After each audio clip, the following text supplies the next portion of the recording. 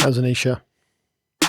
She's asking if she should come home after work because Kiki's not well, and she's got this event tonight with Gina Barrio, who's on her podcast, who's a really lovely lady, and she's just sacrificing herself, which is what she normally does. So I'm going to just reply to her and say, no baby, have plans tonight. I can handle Kiki for one night.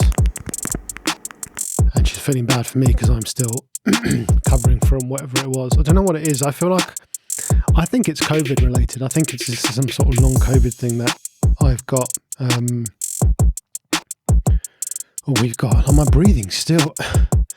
I'm really struggling with it. I think the last time actually I took the asthma inhaler, which I used to have to take as a kid. But sorry, I'm just trying to make sure she's okay and she's not going to do something silly like come home early.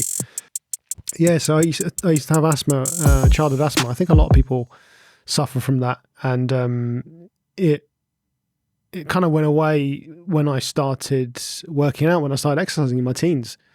I lost a lot of weight, which obviously helps. We know that with breathing problems, so it just kind of relieves the pressure on your lungs.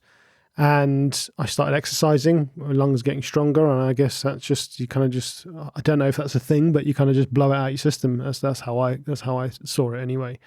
And then it kind of never really resurfaced itself. But when I used to get sick, if it was really bad, like a flu type sick, then my breathing, the wheeziness would come back always. And recently, since obviously during COVID, I was pretty bad, and that kind of came back, that wheeziness.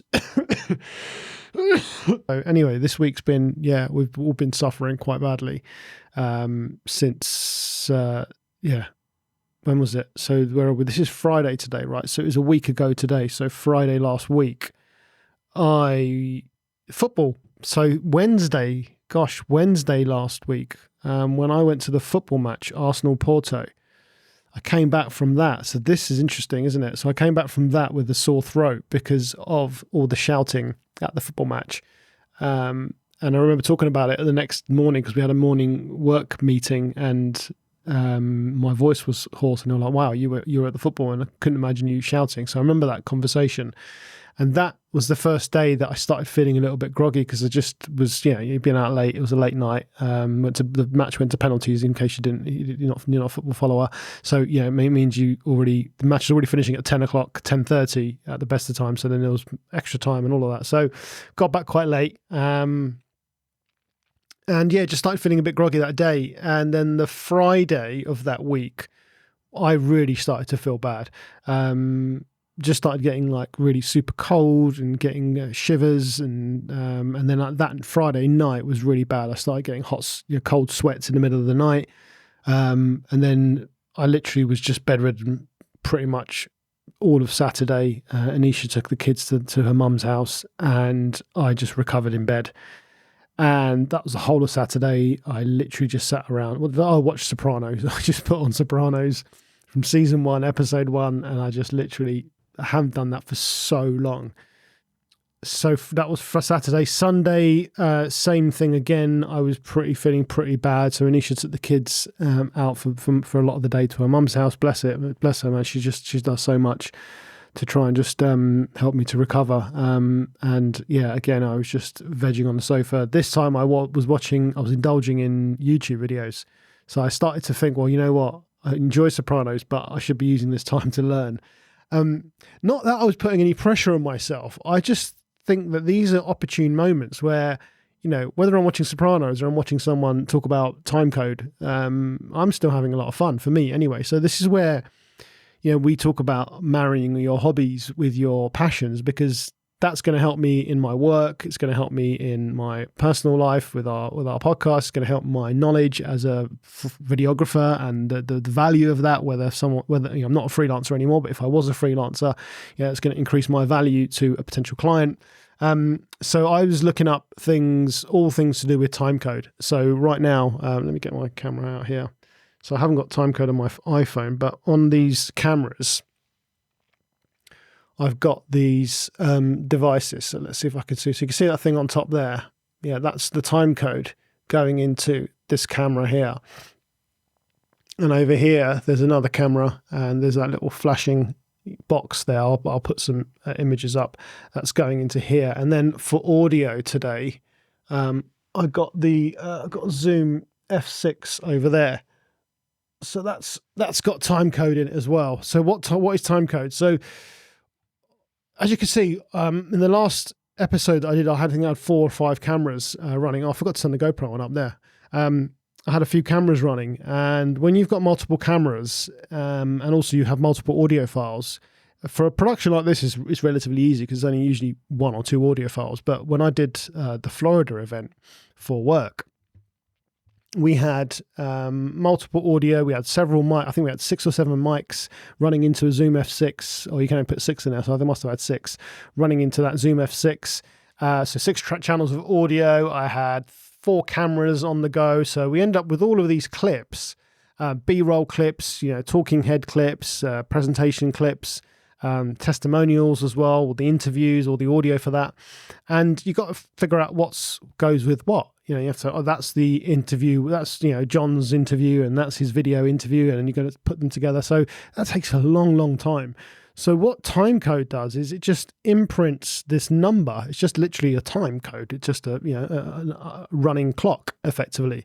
And it puts that clock onto the video file here. It puts that clock onto the video file over there. And the Zoom F6 is also putting, so it's synced with these 2 devices, and it's putting the same clock. So it's just basically a clock that's synced up to all of these cameras. So then when you're in post-production, you literally just say sync by time code. So it just matches the times together, and it just puts everything nicely in line. Now you might be thinking, well, why don't you just, the cameras have internal clocks, why can't we just base it on that? Well, you could, but the problem with those internal clocks is they're not accurate. So they are very inaccurate clocks. So these timecode devices have super accurate clocks built into them. And I'm looking at the screen. See, this is bad. I shouldn't have had that. I should be looking at the lens. These timecode devices have super accurate clocks built into them. And they put all your devices in sync with each other and print that time code. It's just super easy. It makes life so easy. Now, on these 2 cameras, these are Sony cameras, you can't actually, there's no time code in feature. Some of the higher end cameras, like the Blackmagic Cinema 6K, I think has a time code in, as do some of the Sony FX9s and things like that. But these don't. So what this does is it puts an audio timecode imprint onto one of the channels. So one channel is recording audio and the other one's recording timecode audio signal. And then when you get into post-production, you can convert that audio signal into what they call metadata timecode, and that just imprints the timecode onto that. And then I'll sync that with the audio, and it just makes life easier. I'll show you how that workflow works as well. So yeah, so I learned all about timecode. I was just researching. I was having just looking into, what is it? How do I use it? What do I need for it? And this is all going to make my life much easier. We've got another live summit coming up. This time it's in London in April. So we're sitting here in March. So, gosh, it's really soon. So I still got so much to do. So I am just trying to make my life easier come April and post-April when I have to do all the production for this. And this is where things like, learning DaVinci Resolve, learning how to use the speed editor, learning about timecode, this is going to save me absolutely buckets of time in post-production this time round compared to when I did Florida.